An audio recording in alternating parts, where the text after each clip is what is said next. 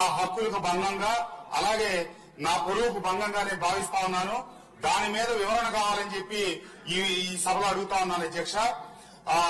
మైలవరం నియోజకవర్గ పరిధిలో ఉన్నటువంటి వెలగలేరు, కొత్తూరు, తాడేపల్లి, వేమవరం తదితర గ్రామాల్లో మైనింగ్ జరిగిన దాంట్లో గత శాసనసభ్యుడి ప్రమేయం ఉందని చెప్పి మంత్రి గారు ఒక సభ్యుడి ప్రశ్నకు సమాధానంగా చెప్పారు.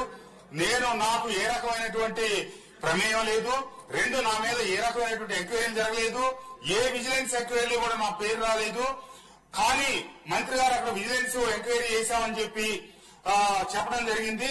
మంత్రి గారికి అధికారులు తప్పుడు సమాచారం ఇచ్చారా, లేకపోతే మంత్రి గారు పొరపాటు పడి ఆ మాట మాట్లాడారా, ఏం జరిగిందో వివరణ ఇవ్వాలి. ఆ వివరణ మీద అంతేకాకుండా మండలిలో ఏమైతే జరిగిందో అది రికార్డుల నుంచి తొలగించాలి అధ్యక్ష. దయచేసి మంత్రి గారు కూడా సభలోనే ఉన్నారు.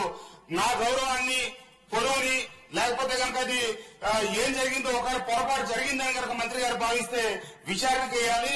ఈ విషయాన్ని మీ ద్వారా నేను డిమాండ్ చేస్తా ఉన్నాను అధ్యక్ష.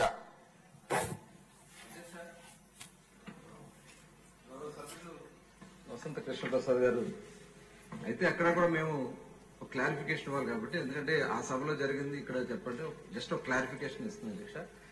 యాక్చువల్గా ఏంటంటే గ్రావెల్లో ఆ రోజున వచ్చినటువంటి ప్రశ్నలో గ్రావెల్లో అవినీతి జరిగింది, దోపిడీ జరిగిందని చెప్పి సభ్యులు అడిగినటువంటి ప్రశ్నకి సమాధానం చెప్పడం జరిగింది అధ్యక్ష. దాంట్లో పోలవరం కెనాల్ అంటే చాలా కాన్స్టిట్యున్సీ ఉన్నాయి అధ్యక్ష.